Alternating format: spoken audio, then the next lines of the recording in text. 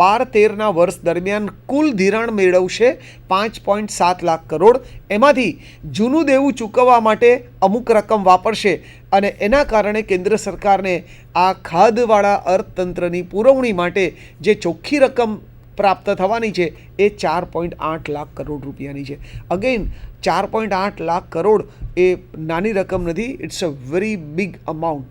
તો આવડી મોટી રકમનું જ્યારે કેન્દ્ર સરકાર દેવું કરી રહી હોય તો એના વ્યાજનું પ્રશ્ન પણ ઉપસ્થિત થવાનો છે. બીજું કે એની જ્યારે રીપેમેન્ટ કરવાની પરિસ્થિતિ આવશે ત્યારે કેન્દ્ર સરકાર પાસે શું બજેટની અંદર પુરાંત રહેવાની છે ખરી કે આ એક દેવું ભરવા માટે એ વખતે કેન્દ્ર સરકારે બીજું દેવું કરવું પડશે? તો એ પરિસ્થિતિ પણ બહુ જ મહત્ત્વની છે. એ પછીની વિગત તમારા સ્ક્રીન પર છે, જુઓ. Effective revenue deficit is the difference. આ જે FRBM એક્ટ છે એની અંદર આ નવો વર્ડ વાપરવામાં આવ્યો છે. Effective revenue deficit is the difference between revenue deficit and grants for creation of capital asset. એટલે મૂડી ખર્ચ કરવા માટે અથવા મિલકતો વસાવવા માટે અથવા ઇન્ફ્રાસ્ટ્રક્ચરલ ડેવલપમેન્ટ કરવા માટે કેન્દ્ર સરકારે જે નાણાકીય જોગવાઈઓ કરી હોય અથવા ગ્રાન્ટ આપી હોય એ ગ્રાન્ટ સહિતની જે ખર્ચની રકમ છે એ અને રેવન્યુ ડેફિસિટ વચ્ચેનો જે તફાવત છે એ ઇફેક્ટિવ રેવન્યુ ડેફિસિટ તરીકે એને ઓળખવામાં આવે છે. એટલે આપણે જે ખર્ચ કરીએ છીએ ફાઇન, એ ખર્ચ કરવા માટે મૂડી અને મહેસૂલી ખર્ચ એ રકમમાંથી આપણી રેવન્યુ ઇન્કમ આપણે માઇનસ કરીએ, આપણે એને રેવન્યુ ડેફિસિટ કહીએ છીએ. એમાંથી પછી આપણે લોન લીધી હોય એ માઇનસ કરીએ, એને આપણે કહીએ છીએ ફિસ્કલ ડેફિસિટ. પણ અહીંયા જે બાબત છે એ જુદી વિગત છે કે આ જે ડેફિસિટને કંટ્રોલ કે મેનેજ કરવા માટે આપણે જે લાંબા ગાળાના દેવા કર્યા હોય એ અને રેવન્યુ ડેફિસિટ વચ્ચેનો જે તફાવત છે એને ઇફેક્ટિવ રેવન્યુ ડેફિસિટ તરીકે ઓળખવામાં આવે છે. અને last line, focusing on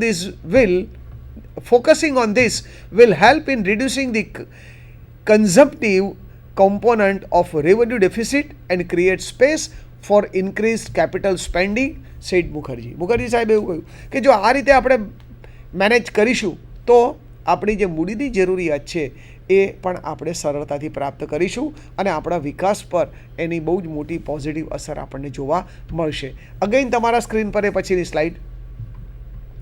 Pranab Mukherjee sir also has said the method of medium term expenditure framework statement is being introduced in the act. એક નવા પ્રકારના શબ્દ પ્રયોગોનો ઉપયોગ એમણે કર્યો છે. Medium term expenditure framework statement એટલે આવનારા 3 વર્ષ માટે કેન્દ્ર સરકાર બજેટરી પ્રોવિઝન કરીને કયા કયા કાર્યક્રમ અથવા કયા કયા હેતુ માટે કેટલો ખર્ચ કરવા જઈ રહી છે એનું એક આખું આયોજન કરવામાં આવશે. અને જે હેતુ પાછળ ખર્ચ કરવાથી દેશને ચોક્કસ ફાયદો થવાનો છે એની પાછળ ખર્ચ ચોક્કસ કરવામાં આવશે. પણ ખર્ચના પ્રમાણમાં વળતર જો પૂરું મળવાનું ન હોય, ઓછું મળવાનું હોય અથવા એની સામે કોઈ રેડ કલરનો ક્વેશ્ચન માર્ક હોય, મળશે કે નહીં મળે એવી અનિશ્ચિતતા હોય તો એની પાછળનો ખર્ચ કંટ્રોલ કરવામાં આવશે અથવા આવી યોજના પડતી મૂકવામાં આવશે. આ એક મેજર ચેન્જ આપણા બજેટની અંદર હવે આવી રહ્યો છે. એટલે ખર્ચ કરવાનો પણ એનો ખર્ચ એવો હોવો જોઈએ કે જેનું આપણને વળતર મળવું જોઈએ, બેનિફિટ મળવો જોઈએ, જેને આપણે અકાઉન્ટન્સીની ટર્મિનોલોજી કોસ્ટ બેનિફિટ એનાલિસિસ કહીએ છીએ આપણે એને. Last line, net market borrowing of the government will rise around 10% to 4.8 lakh crore rupees in the 2012-13 જે આપણે આગળ જોયું તે. પણ જીડીપીનો પણ બહુ મોટો ભાગ છે અને જીડીપીના લગભગ 10% જેટલું તો કેન્દ્ર સરકાર આ જ વર્ષમાં દેવું કરવા જઈ રહી છે. નાઉ ધી સબસિડીઝ. તો કેન્દ્ર સરકારનું જો તમે બજેટ જોયું હોય તો બજેટની અંદર એવી એક વાત કરવામાં આવી છે કે કેન્દ્ર સરકાર બહુ જ મોટી રકમ બજેટમાંથી સબસિડી અથવા જરૂરિયાતવાળા નાગરિકોને અને ધંધા રોજગારને મદદ કરવા માટે, સહાય કરવા માટે રકમ ખર્ચી રહી છે. આ રકમ વિશ્વના દેશો જે ટકાવારીમાં ખર્ચ કરે છે એના કરતાં આપણો આ સબસિડી પાછળનો ખર્ચ બહુ ઊંચો છે. ટકાવારીમાં પણ ટકાવારી ઊંચી છે, રકમ પણ મોટી છે. તો સરકાર હવે એને ધીમે ધીમે કંટ્રોલ કરવા તરફ જઈ રહી છે. અને આપ સૌ જાણો છો કે ભારત દેશ સૌથી વધારે 2 ક્ષેત્રો માટે સબસિડીનો ઉપયોગ કરે છે. એક ગરીબ નાગરિકો માટેની જરૂરિયાતો સંતોષવા માટે અને બીજું પેટ્રોલિયમ પ્રોડક્ટ્સની અંદર જે ખાધ થાય છે એને મેનેજ કરવા માટે બહુ જ મોટી રકમ એમાં વપરાઈ રહી છે. અને સાથે એગ્રીકલ્ચરને તો સૌથી મોટું આપણું પ્રાધાન્ય છે જ, તો એ પણ આ 3 બાબતોની અંદર સરકાર સબસિડી આપી રહી છે. પણ હવે આપણે આ સબસિડીનો સતત દુરુપયોગ થઈ રહ્યો છે એવું પણ આપ સૌ જાણો છો કે જે નાગરિકો સુધી આ સબસિડીની અથવા મદદ પહોંચવી જોઈએ ત્યાં સુધી એ મદદ પહોંચતી નથી. તો એ માટે આ આખું મદદ પહોંચાડવા માટેનું સબસિડી માટેનું જે મિકેનિઝમ છે એ પણ હવે પાયાના સ્વરૂપથી અથવા પાયામાંથી એને બદલાવવામાં આવી રહ્યું છે. તો એ પણ જુઓ, તમારા સ્ક્રીન પર છે વિગત. Subsidies related to administering the food security act will be fully provided for એટલે સોનિયા ગાંધીનું જે એક વાળી યોજના છે, food security to each citizen of the country, દરેક ભારતના નાગરિકને ફૂડ સિક્યુરિટી મળવી જોઈએ એ માટેનો એક્ટ આવી રહ્યો છે. અને એ એક્ટના આધારે જેટલા નાણાંની જરૂર છે એ પૂરેપૂરી રકમ બજેટમાંથી ફાળવવામાં આવશે એવી એમણે ખાતરી આપી છે. એટલે આ પણ એક પ્રકારની સબસિડી છે જેની આપણે પાસ્ટમાં ચર્ચા કરી ચૂક્યા છીએ. Endeavour to keep central subsidies under 2% of GDP in 2012-13. 12-13ના વર્ષ દરમિયાન આપણું જે જીડીપી રહેવાનું છે, કાચી રાષ્ટ્રીય પેદાશ, એના 2% જેટલી જ આપણે સબસિડી આપવી એવું આપણે અત્યારે કરવા જઈ રહ્યા છીએ. પણ આ રકમ આવનારા 3 વર્ષની અંદર જીડીપીના 2%થી પણ ઓછી સબસિડી આપવી એવું આપણે પ્લાનિંગ કરી રહ્યા છીએ. અને એ દર 2%થી ઘટીને 1.75% સુધી આ સબસિડી ઓછી કરવી એવું આપણું ટાર્ગેટ છે. Based on recommendations of task force headed by Sri Nandan Nilekani, a mobile-based fertilizer management system has been designed to provide end-to-end information on movement of fertilizers and subsidies. Nationwide rollout during 2012. ખાતરની અંદર ખેડૂતોને જે subsidy આપવામાં આવે છે આ ખાતરનો misuse થાય છે અથવા ખાતર કેટલાક બીજા હેતુઓ માટે પણ વાપરવામાં આવે છે કે જે ખેતી સિવાયના હેતુ હોય છે. તો એ માટે આ સબસિડી વેડફાઈ જાય છે. તો એને મેનેજ કરવા માટે એક આખું જુદું આયોજન થઈ રહ્યું છે અને એમાં મોબાઈલ ફોનનો પણ ઉપયોગ કરવામાં આવશે અને મોબાઈલ ફોનની અંદર એવી પ્રકારની સગવડો પ્રોવાઈડ કરવામાં આવશે કે જેના કારણે જરૂરિયાતવાળા નાગરિક સુધી આ સબસિડી પહોંચી કે નહીં એને ટ્રેક કરવામાં આવશે, એને જોઈ શકાશે, ટ્રેક કરવામાં આવશે. એટલે આ એક મહત્ત્વનો ફેરફાર છે કે જે સબસિડીનો દુરુપયોગ રોકશે અને જરૂરિયાતના નાગરિક સુધી એને પહોંચાડવા માટેની ખાતરી પ્રોવાઈડ કરશે. જુઓ બીજી વિગત તમારા સ્ક્રીન પર. All 3 public sector oil marketing companies have લોન્ચ્ડ LPG transparency portals to improve customer service and reduce leakage. આપ સૌ જાણો છો કે એલપીજી એટલે લિક્વિડ પેટ્રોલિયમ ગેસ કે જેનો આપણે કુકિંગ માટે ઉપયોગ કરી રહ્યા છીએ. પણ ઘણા બધા વાહનો આ એલપીજીનો ઉપયોગ કરી ઈંધણનો ખર્ચ બચાવવા માટે, પેટ્રોલનો ભાવ વધારે છે, એલપીજીનો ભાવ ઓછો છે કારણ કે એલપીજી ઉપર સરકાર એક બોટલે 300થી વધારે રૂપિયાની સબસિડી આપે છે. એટલે વ્યક્તિ માટે પેટ્રોલ વાપરે તો એનું કન્ઝમ્પશન વધારે છે અથવા ખર્ચ વધારે આવે છે. એના બદલે એ જો ઈંધણ પેટ્રોલના બદલે એ એલપીજી વાપરવા પર કન્વર્ટ થઈ જાય તો સબસિડીના કારણે એનો ખર્ચ ઘટી જાય છે. હવે સરકાર જે એલપીજીના બોટલ ઉપર સબસિડી આપે છે એ ઘરેલું વપરાશ માટે આપે છે, નહીં કે વાહન ચલાવવા માટે. તો અહીંયા જેને એનો લાભ મળવાનો છે એના સુધી લાભ પહોંચતો નથી. અને જે સુખી નાગરિક છે કે જે પોતે કાર એફોર્ડ કરી શકે છે એ પોતાનું રૂટીન ખર્ચ ઘટાડવા માટે એનો મિસયુઝ કરે છે. તો આવા જે લીકેજ છે એને અટકાવવા માટેના આ પ્રયત્નો થઈ રહ્યા છે. એટલે એમણે એક સરસ પોર્ટલ ડેવલપ કર્યું છે અને એ આ લીકેજને અટકાવવા માટેનો પ્રયત્ન કરશે. છેલ્લી વિગત તમારા સ્ક્રીન પર છે એ આધાર પ્રોજેક્ટ સાથે જોડાયેલી છે. Endeavour to scale up and roll out Aadhaar enabled payments for various government schemes in at least 50 districts with next 6 months. 6 મહિનાની અંદર આધાર કાર્ડ સાથે જોડાયેલી અને મોબાઈલની કનેક્ટિવિટી સાથેની એક આખી 50 જિલ્લાઓની અંદર એક ટ્રાયલ બેઝ ઉપર આ સબસિડી પહોંચાડવા માટેની એક આખી નવી યોજના અમલમાં આવી રહી છે અને પદ્ધતિ અમલમાં આવી રહી છે અને એ આ લીકેજને રોકશે એવી અત્યારે એવું એ પ્રકારનું આયોજન થઈ રહ્યું છે. એ પછીની વિગત તમારા સ્ક્રીન પર છે. ફોરેન ડિરેક્ટ ઇન્વેસ્ટમેન્ટ આપણું કેટલું છે?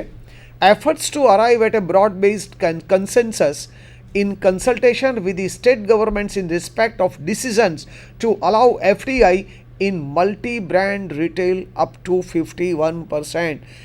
ભૂતકાળની અંદર કેન્દ્ર સરકારે આ જે રિટેલ બિઝનેસ છે અથવા છૂટક વેપારનો જે વેપાર ચાલી રહ્યો છે એની અંદર વિદેશી સીધું રોકાણ આવે, મૂડી રોકાણ આવે એ માટે સરકારે પ્રયત્ન કર્યો, પણ અલગ અલગ રાજ્ય સરકારોએ એનો વિરોધ કર્યો કે એનું પાછળનું કારણ એ છે કે આવા છૂટક વેપારની અંદર રોકાયેલા નાગરિકો અને એમાંથી આવક મેળવતા નાગરિકોની સંખ્યા બહુ જ મોટી છે.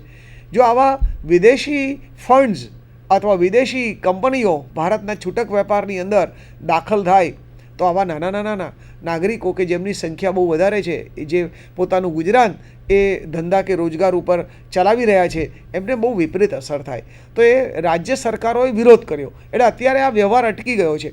પણ કેન્દ્ર સરકાર ચોક્કસ નિયંત્રણો સાથે અમુક ક્ષેત્રમાં દાખલ થવું, અમુક ક્ષેત્રમાં દાખલ ન થવું, અમુક રૂપિયાનું રોકાણ કરવું, અમુક રૂપિયાનું રોકાણ ન કરવું, અથવા ભારતની જે ભારતમાં ઉત્પાદન થયું હોય એની અમુક ટકા વસ્તુ તો તમારે વેચવી અને અમુક ટકા વસ્તુઓનું તમે ઇમ્પોર્ટ કરીને ભારતમાં આ રીતે વેચાણ કરી શકો. આવા બધા પ્રકારના નિયંત્રણો સાથે રાજ્ય સરકારોની સંમતિ સાથે આ કાયદામાં આગળ વધવા જઈ રહી છે.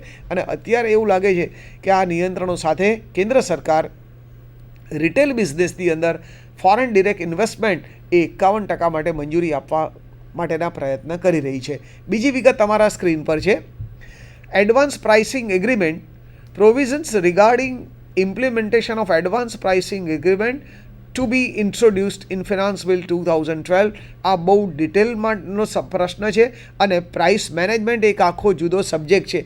અત્યારે આપણે એની ડિટેલમાં ચર્ચા કરવાની સ્થિતિમાં નથી, પણ કોઈપણ વસ્તુનું જ્યારે ઉત્પાદન કરવામાં આવે ત્યારે એની કિંમત નક્કી કરવામાં આવે અને એની પડતર અને એની કિંમત એના આધારે એ ઇમ્પોર્ટ કરતા હોય, બીજા દેશોમાંથી આયાત કરતા હોય, પોતે એનું ઉત્પાદન કરતા હોય, એની અંદર સર્વિસીસ એડ કરવામાં આવતી હોય, એમાં અલગ અલગ તબક્કે અલગ અલગ પ્રકારના વેરા એની અંદર એડ કરવામાં આવતા હોય, સમય સાથે જોડાયેલા ખર્ચ એડ કરવામાં આવતા હોય, તો એના આધારે કેવી રીતે પ્રાઇસ નક્કી કરવી એની એક આખું એક એડવાન્સ મિકેનિઝમ છે અને એની સાથે જોડાયેલા કેટલાક ફેરફારો આ ફિનાન્સ બિલની અંદર આવી રહ્યા છે. Financial sector Rajiv Gandhi equity આ બહુ જ મોટી અને બહુ જ મહત્ત્વની જોગવાઈ નવી બજેટમાં કરવામાં આવી છે.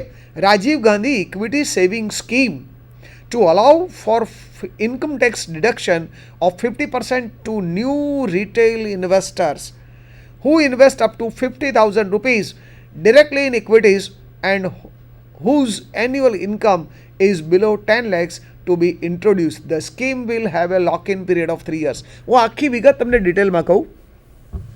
મેહુલભાઈ સાહેબ, અહીંયા એક નવી સ્કીમ રજૂ કરવામાં આવી છે કેન્દ્ર સરકાર દ્વારા કે જે રોકાણકારોની આવક અત્યારે વર્ષે 10 લાખ રૂપિયા કરતાં ઓછી છે. આ પહેલો ટાર્ગેટ કે જેની આવક 10 લાખ રૂપિયા કરતાં ઓછી છે. એક. બીજું, જે અત્યાર સુધી શેર બજારની અંદર ઇન્વેસ્ટમેન્ટ કરતા નથી, જેમની પાસે અત્યારે ડીમેટ અકાઉન્ટ નથી, એવા નાગરિકો હવે પહેલી વખત જ્યારે શેર બજારની અંદર ડીમેટ એકાઉન્ટ નવું ખોલાવીને શેર બજારમાં દાખલ થશે અને નક્કી કરેલી સિક્યુરિટીમાં ગમે ત્યાં નહીં, હજુ પણ એ કાયદો અમલમાં આવ્યો નથી, સરકાર એ માટે કેટલાક પ્રોવિઝન્સ કરી રહી છે. અત્યારે એવી ગણતરી છે કે પબ્લિક સેક્ટર યુનિટ્સ છે એમાં અને બોમ્બે સ્ટોક એક્સચેન્જ અને નેશનલ સ્ટોક એક્સચેન્જની અમુક કંપનીઓની અંદર જ જો આવા નાગરિકો રોકાણ કરે તો જ એમને આવો લાભ આપવો. એટલે કઈ કઈ કંપનીઓના શેરમાં રોકાણ કરવું એનું પણ એક લિસ્ટ નક્કી થશે.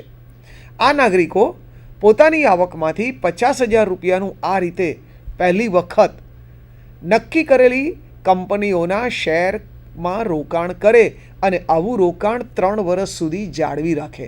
3 વર્ષ દરમિયાન આ રોકાણ વેચી દેવાનું નહીં, 3 વર્ષ સુધી જાળવી રાખે તો એમણે રોકેલા 50,000 રૂપિયાની મર્યાદામાં રોકેલી રકમના 50% જેટલી રકમ, એટલે જો 50,000 રૂપિયા રોકે તો 25,000 રૂપિયા એમને એમની સાહેબ આવકમાંથી બાદ મળશે. એટલે એમની આવક અત્યારે 10 લાખની મર્યાદા છે, તો કોઈ વ્યક્તિની 9 લાખ રૂપિયા આવક હોય તો એ 9 લાખ રૂપિયાની આવકમાંથી એ 50,000 રૂપિયા પહેલી વખત ડીમેટ એકાઉન્ટ ખોલાવીને પહેલી વખત એ નક્કી કરેલી સિક્યુરિટીઝમાં રોકાણ કરે તો 50,000 ના 50% એટલે 25,000 રૂપિયા એમની 9 લાખ રૂપિયાની આવકમાંથી એમને બાદ મળશે. એટલે એમને અડધો ઇન્કમ ટેક્સનો બેનિફિટ પાસ ઓન થશે એવું અત્યારે લગભગ દેખાય છે. એ પછીની વિગત તમારા સ્ક્રીન પર છે. Capital market. Various steps proposed to be taken for deepening the reforms in the capital markets, including simplifying process of IPOs, allowing qualifying financial institutions to access Indian bond markets.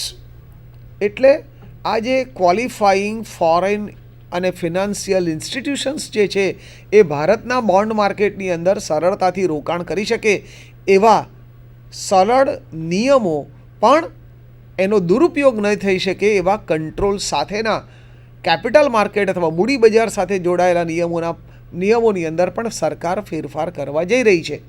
એ પછીની વિગત legislative reforms થઈ રહ્યા છે. Official amendment to the pension fund regulatory and development authority bill 2011 એમાં આવી રહ્યો છે bill. The banking laws amendment bill 2011 એ પણ આવી રહ્યું છે. And the insurance law amendment bill 2008 to be moved in this session. આ લાંબા સમયથી મંજૂરી માટે રાહ જોતા જે ખરડાઓ છે એ પણ હવે પસાર કરવા સરકાર પ્રયત્ન કરી રહી છે. Various bills propose to be moved in the budget session of the parliament to take forward the process of financial sector legislative reforms. તો નાણાકીય બાબતોના જે રિફોર્મ્સ કરવાના જે છે એના પણ ખરડાઓ ઘણા વખતથી પડ્યા છે, એને પણ કાયદાનું સ્વરૂપ આપવા આ સેશનમાં સરકાર પ્રયત્ન કરવાની છે. લાસ્ટ પાર્ટ ઉપર આવીએ છીએ આપણે આજે. Capitalisation of banks and financial holding company. સરકાર આ વર્ષના બજેટમાં સરકારે પ્રોવિઝન કર્યું છે કે લગભગ 15,888 કરોડ રૂપિયા 15,888 કરોડ એટલે લગભગ 16,000 કરોડ રૂપિયા સરકાર બજેટમાંથી જોગવાઈ કરીને જે રાષ્ટ્રીયકૃત બેન્કો છે એને કેપિટલ પ્રોવાઈડ કરશે અથવા એમની કેપિટલમાં ઇન્વેસ્ટમેન્ટ કરશે. એટલે સરકાર બેન્કોને મદદ કરી રહી છે પોતાની બજેટમાંથી જોગવાઈ કરીને. એનો અર્થ એ કે બેન્કોને નાણાંની જરૂર છે અને સરકારે એમને મદદ કરવી પડે છે. પણ આવું લાંબા સમય સુધી ન ચાલે અને સરકારની મદદ ઉપર જ આવી રાષ્ટ્રીયકૃત બેન્કો નિર્ભર ન રહે એ માટે આ વર્ષે પહેલી વખત એક નવું મિકેનિઝમ અમલમાં લાવવાનો પ્રયત્ન થઈ રહ્યો છે કે એ માટે એક જુદી કંપની શરૂ કરવામાં આવશે અને એ કંપની જ આવી રાષ્ટ્રીયકૃત બેન્કોને જે નાણાંની જરૂર છે એ નાણાં એને પ્રોવાઈડ કરવાનું આયોજન કરે કે જેથી કેન્દ્ર સરકારે પોતાના બજેટમાંથી મદદ કરવાની કે પ્રોવિઝન કરવાની જરૂર પડે નહીં. તો એ વિગત જુઓ તમારા સ્ક્રીન પર છે કે આ વર્ષે